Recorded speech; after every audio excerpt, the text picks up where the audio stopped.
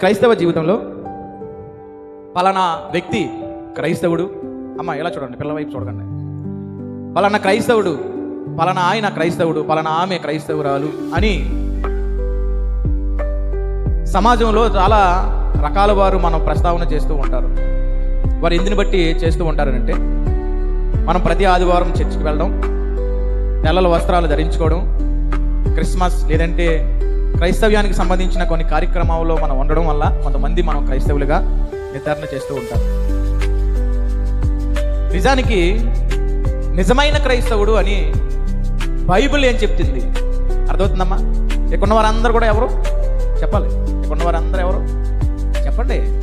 మీరు క్రైస్తవులు కాదా? మీరు అందరూ క్రైస్తవులే. ఇక్కడ వారందరూ కూడా క్రైస్తవులే.